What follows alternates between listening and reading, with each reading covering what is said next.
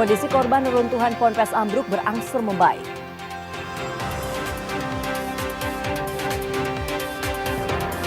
Petugas Bea dan Cukai gagalkan pengiriman 1,5 juta batang rokok ilegal. Monumen Kresek di Madiun pengingat sejarah pemberontakan PKI.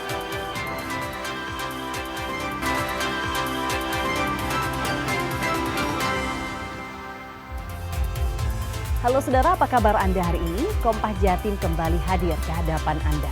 Selain 3 informasi utama tadi, tim redaksi kami telah menyiapkan sejumlah informasi penting dan inspiratif lainnya untuk Anda.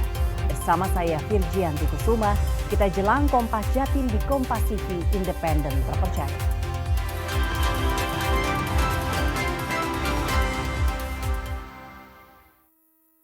Sorotan pertama kami informasikan dari Sumeneb. Gempa bumi bermagnitudo 6,5 mengguncang wilayah Sumeneb. Guncangan yang terjadi sekitar pukul 23.49 Selasa malam ini menyebabkan sejumlah rumah warga rusak, bahkan sebagian roboh. Guncangan kuat terasa hingga ke permukiman warga di Kecamatan Gayam, Pulau Sepudi, Sumeneb. BMKG mencatat pusat gempa berada di koordinat 7,25 lintang selatan dan 114,22 bujur timur dengan kedalaman 11 km. Sejumlah bangunan warga mengalami kerusakan, mulai dari rusak ringan hingga rusak berat. Kerusakan terjadi di antaranya di Desa Nyamplong, Desa Prambanan, Desa Gendang Barat, 1 rumah roboh di Dusun Gendang. 3 rumah ambruk dan 1 rumah rusak sebagian di Dusun Kokon. Sementara di Dusun Bakuan Tengah, plafon masjid di bawah kubah runtuh. Selain puluhan rumah ambruk, ada 1 warga yang dilarikan ke puskesmas karena terkena pecahan kaca saat gempa terjadi.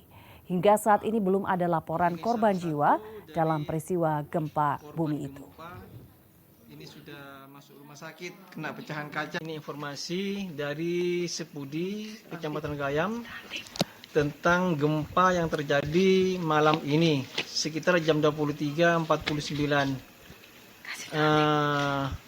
Informasi sementara dari beberapa desa sudah mengirim foto dan rumah-rumah yang sudah roboh. Dan sekarang ini ada beberapa orang yang masuk rumah sakit karena kena pecahan kaca. Ini sebagian juga sekarang sudah tidur di atas mobil karena takut ada gempa susulan. Saudara, petugas kantor Bea dan Cukai Madiun menggagalkan upaya pengiriman rokok ilegal dalam jumlah besar yang diangkut truk melalui jalan tol. Petugas menyita 1,5 juta batang rokok ilegal yang akan dikirim dari Jawa Timur menuju Jawa Barat. Video amatir ini merekam saat petugas kantor Bea dan Cukai Madiun menghentikan sebuah truk di Jalan Tol Ngawi Kertosono, kilometer 610 Madiun. Dari dalam truk didapati rokok tanpa cukai dengan jumlah besar. Petugas tidaknya menyita sekitar 1,5 juta batang rokok ilegal beserta truk pengangkutnya. Jutaan batang rokok ilegal ini berasal dari Madura dan akan dikirim ke wilayah Jawa Barat. Rokok ilegal tersebut sudah dalam bentuk kemasan dimasukkan ke dalam 100 karung. Dari praktik ilegal ini, kerugian negara diperkirakan mencapai sekitar 1,5 miliar rupiah. Melakukan penangkapan untuk informasi tersebut yang melalui truk ya kemarin ya, di Jalan Tol Ngawi Kertosono 610. Nah itu kita hentikan di situ, akhirnya kita periksa. Ternyata isinya adalah rokok ilegal ini. Berapa? Kita bisa mengamankan untuk penangkapan yang di Tol Ngawi Kertosono ini sekitar 1,5 juta. Berapa? 1,5 juta batang ya. 1,5 juta batang dan itu nilai kerugian negaranya sekitar 1,5 M. Kita beralih ke sorotan berikutnya. 10 korban reruntuhan bangunan Pondok Pesantren Al-Khozini Buduran masih dirawat di Rumah Sakit Siti Hajar Sidoarjo. 2 di antaranya membaik dan diperbolehkan pulang. Berikut laporan jurnalis Kompas TV Andi Masbudi dan juru kamera Ismail Hasan di lokasi.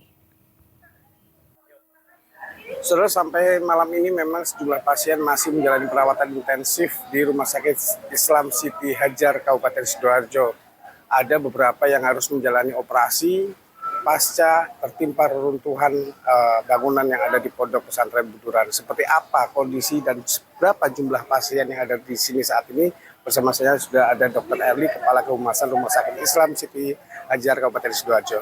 Ibu, sampai malam ini ada berapa total pasien yang masih menjalani rawat inap di Rumah Sakit Siti Hajar ini? Ya, baik. Jadi sampai malam ini pasien yang masih rawat inap di Siti Hajar sejumlah 10 pasien. Namun pasien yang sudah boleh pulang kemarin total 40 pasien. Kalau untuk malam ini 10 yang masih menjalani rawat inap. Untuk yang tindakan operasi ada berapa? Yang menjalani operasi 3 pasien. Seperti apa prosesnya dan pasca operasi kondisinya seperti apa? Jadi pasien yang dilakukan tindakan operasi, alhamdulillah operasinya berjalan dengan lancar dan saat ini kondisinya alhamdulillah baik. Ada yang sudah rencana mau dipulangkan atau boleh pulang karena kondisinya membaik? Jadi malam ini di antara 10 pasien yang rawat inap direncanakan 2 pasien boleh pulang. Ada rencananya 2 pasien yang akan pulang, iya. diperbolehkan pulang. Ibu, untuk kesiapan Rumah Sakit Islam Siti Hajar sendiri seperti apa, mengingat masih banyaknya korban yang masih belum dievakuasi bila nantinya akan dievakuasi ke sini? Ya, jadi tim dari RSUD Sidoarjo telah menyiapkan baik itu sarana prasarana atau tenaga medis untuk menunggu jika ada pasien yang dikirim ke RSUD Sidoarjo. Artinya jadi, seluruh pelaksanaan sudah disiapkan dengan baik ya Bu? Ya, insya Allah kami menyiapkan semuanya itu. Oke, terima kasih Baik, Dr. Eli. Ya. Dan saudara, memang beberapa waktu yang lalu Menteri Agama juga telah berkunjung ke lokasi kejadian dan rencananya memang sejumlah korban yang telah dievakuasi akan diberangkatkan ke beberapa rumah sakit yang ada di Kabupaten Sidoarjo. Ani Mas Budi, Ismail Hasan, Kompas TV, Sidoarjo, Jawa Timur. Saudara, keluarga berharap kepada petugas agar korban segera dievakuasi. Salah satunya yaitu santri yang bernama Haikal, korban yang sempat berkomunikasi dengan petugas saat tertimbun.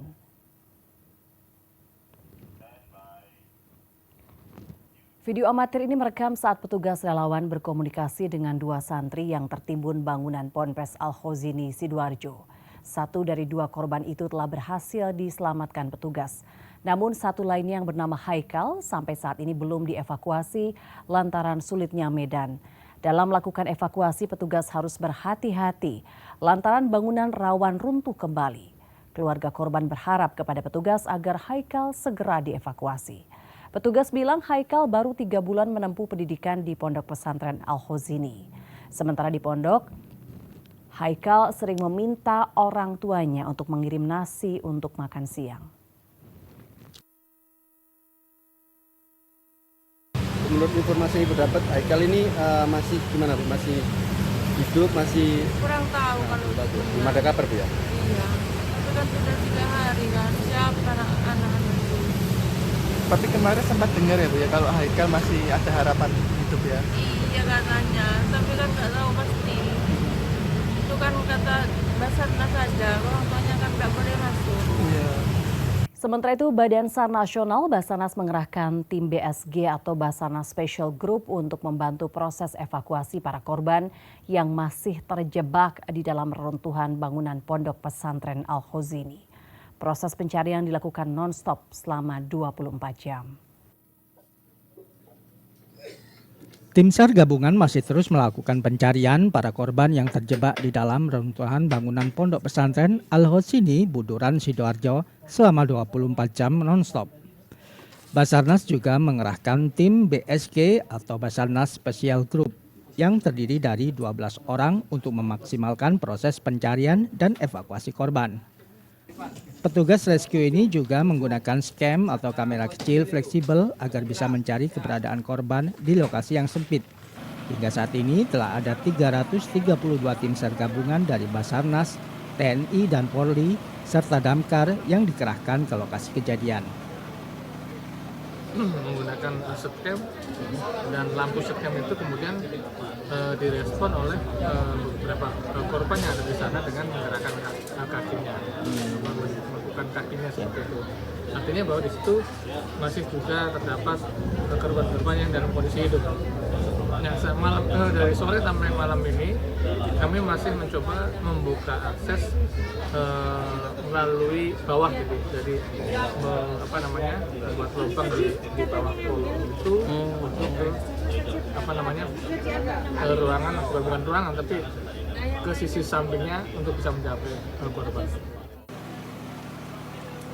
Sementara itu, tim SAR mendeteksi ada 6 korban yang merespon di dalam reruntuhan dan masih diupayakan untuk segera dievakuasi. Nyoman Denny, Misbahul Munir, Kompas TV Sidoarjo, Jawa Timur. Polda Jawa Timur siap melakukan penyelidikan penyebab ambruknya bangunan musola Pondok Pesantren Ponpes Al-Khozini Sidoarjo. Selain itu juga tim Disaster Victim Identification atau DVI akan membuka posko identifikasi korban.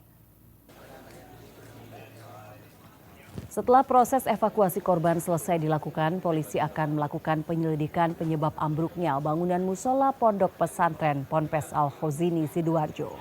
Hal ini dengan meminta keterangan sejumlah saksi di lokasi kejadian. Kabid Humas Polda Jatim Kombes Pol Jules Abraham Abast menyatakan fokus utama saat ini adalah penyelamatan dan evakuasi korban. Selain membuka posko, Polda Jatim juga memberikan bantuan layanan trauma healing bagi korban ataupun keluarga korban yang masih berada di sekitar Pondok Pesantren Al-Khozini Sidoarjo. Kita tetap fokus pada evakuasi. Evakuasi dan penyelamat korban itu menjadi hal yang utama karena kita harus mengutamakan pada sisi kemanusiaan terlebih dahulu. Ya. Apakah menunjukkan tim trauma healing atau tim khusus? Benar. Ya. Jadi kalau terkait dengan tim kedokteran kesehatan atau kita kenal dengan tim DVI kita, Disaster Victim Investigasi juga sudah membentuk posko DVI di lokasi yang ada di Pondok Pesantren Al-Khozini ya di Buduran Sidoarjo. Sudah langsung mulai malam ini juga ada posko, nanti tentu akan melakukan identifikasi bila mana diperlukan terhadap korban-korban, baik mengumpulkan data-data antemortem maupun postmortem. Pertamina desain logo khusus di GP Mandalika. Nantikan informasi selengkapnya usai jeda berikut ini. Tetaplah bersama kami di Kompas TV.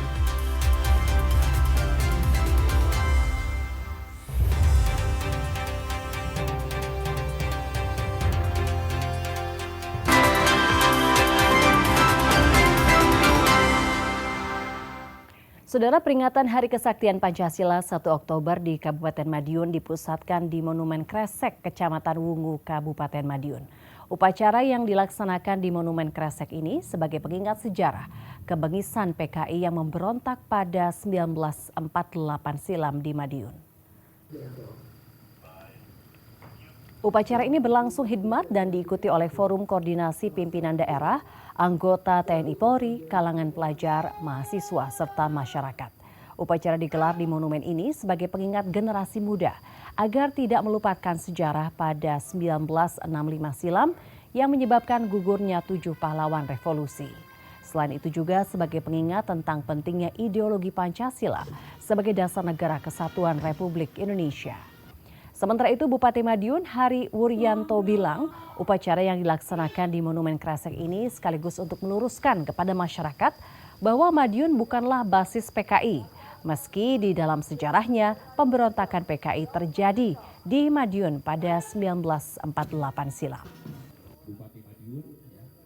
Ini begini, karena mungkin panjenengan juga tahu kita akan terus ingat sejarah tersebut bahwa sekarang pada era-era kemarin stigma tentang Kabupaten Madiun, khususnya Madiun Raya, itu adalah PKI. Tapi insya Allah sebenarnya itu salah stigma itu. Kita adalah korban, makanya kita akan selalu jelaskan kepada seluruh khalayak dan juga para generasi muda bahwa para leluhur kita itu berjuang untuk mempertahankan Pancasila. Jadi kami dengan peringatan ini kita yakin ya bahwa Pancasila sebagai perekat bangsa ini harus kita jaga bersama-sama.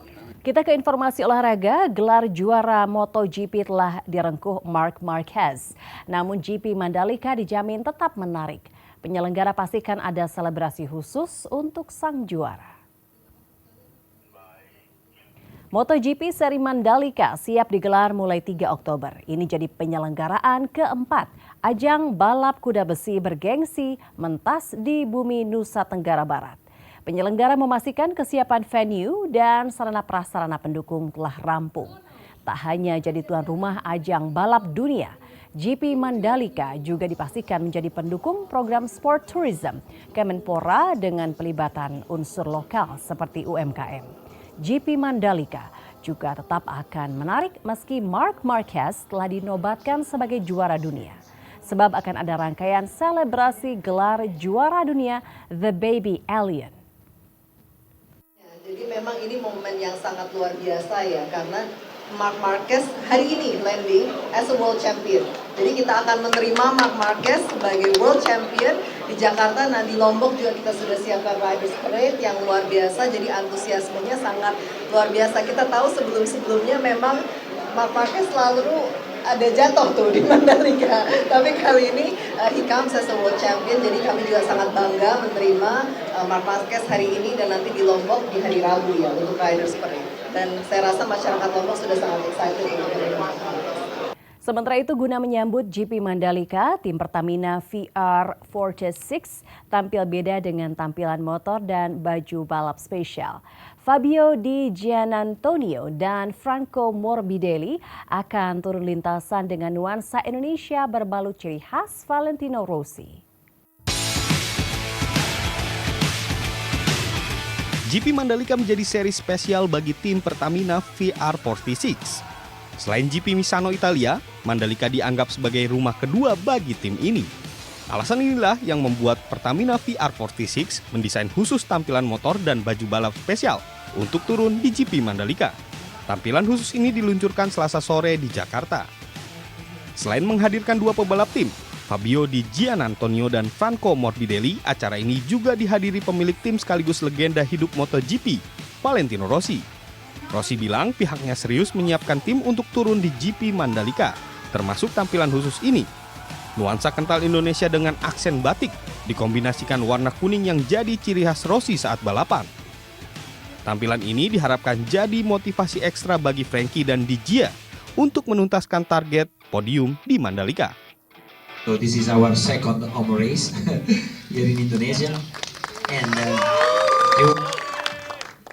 we decide like last year to have a special bike, a special livery that for me at the end the result is fantastic, and is the fusion of the color of me and our team, that is the yellow, with the color of the Indonesian flag, that is white and red.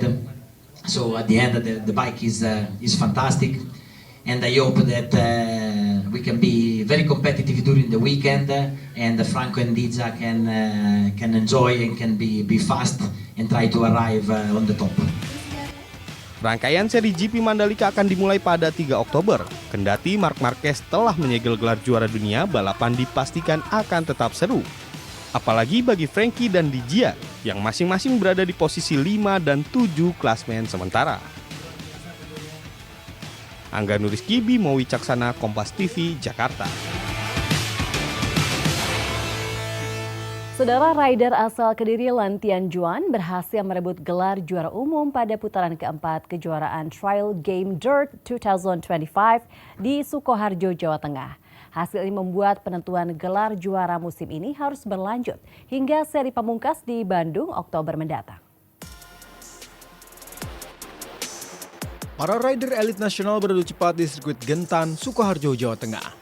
Rider asal Kediri, Lantian Juan, tampil konsisten dan berhasil menjadi yang tercepat dengan total 91 poin, unggul tipis 1 poin dari rider asal Boyolali, Asep Lukman, yang harus puas di posisi kedua dengan 90 poin. Berkat keberhasilannya menjadi juara di kelas campuran Open dan runner-up di FFA Open, Lantian Juan dinobatkan sebagai juara umum seri keempat dengan total 47 poin. Lantian Juan mengungguli M. Zidane yang mengumpulkan 43 poin dan selisih 7 angka dari Ananda Rigi yang mengemas 40 poin. Putaran kelima Trial Game Dirt 2025 akan digelar di Bandung 26 hingga 27 Oktober 2025 mendatang. Bandung akan menjadi kota pamungkas sekaligus penentu siapa rider terbaik musim ini. Nikolus Irawan, Kompas TV, Sukoharjo, Jawa Tengah.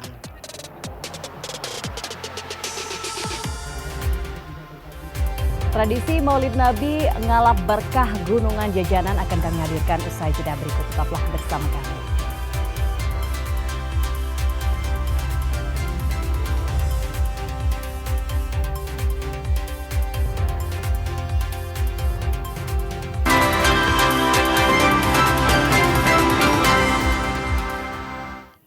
Berbagai cara dilakukan umat Islam untuk memperingati Maulid Nabi Muhammad SAW. Warga di Kabupaten Madiun menggelar tradisi ngalap berkah dengan menyuguhkan gunungan berisi jajanan pasar dan berbagai perlengkapan rumah tangga yang kemudian diperebutkan. Dan informasi ini sekaligus menutup jumpa kita di Kompas Jatim hari ini. Jangan lupa saudara untuk menyaksikan live streaming kami di kompas.tv dan channel YouTube Kompas TV Jawa Timur. Kompas TV independen terpercaya. Saya Virgianti Kusuma. Sampai jumpa. Tradisi ngalap berkah Maulid Nabi ini digelar warga Kelurahan Munggut, Kecamatan Wungu, Kabupaten Madiun, Jawa Timur. Dengan menghadirkan 2 gunungan berisi penuh dengan jajanan pasar, serta sejumlah uang tunai di bagian puncak gunungan. Selain gunungan jajanan setinggi 2 meter, panitia juga menyiapkan perabotan rumah tangga seperti wajan, mangkuk, dan kursi plastik yang digantung menggunakan tali. Antusiasme warga baik anak-anak maupun orang dewasa terlihat ketika mereka memperebutkan berkah pada gunungan setelah tokoh agama membacakan doa. Seorang warga mengaku senang mendapatkan jajanan dan perlengkapan rumah tangga di dalam peringatan Maulid Nabi Muhammad ini. Memperingati hari lahirnya Nabi Muhammad SAW. Maulid Nabi ya? Iya. Maulid Nabi ya? Iya, Maulid Nabi. Ini diperingati tiap tahun? Tiap tahun ya ini? Iya, setiap tahun. Terus ini tadi ada rebutan, ini rebutan apa? Ya jajan, alat-alat rumah tangga, uang. Ini tadi dapat apa? Ini dapat jajan. Ya, dapat mangkok. Ya. Ini dibagikan gimana nanti? Nanti dibagikan ya, nanti. Ya. Seneng nggak dapat? Apa? Seneng nggak dapat? Alhamdulillah dapat ya, seneng. Alhamdulillah, semoga berkah. Tradisi ini rutin digelar setiap tahun oleh warga sebagai penghormatan kepada Nabi Muhammad. Musik gembrung juga dihadirkan untuk mengiring lantunan selawat Nabi.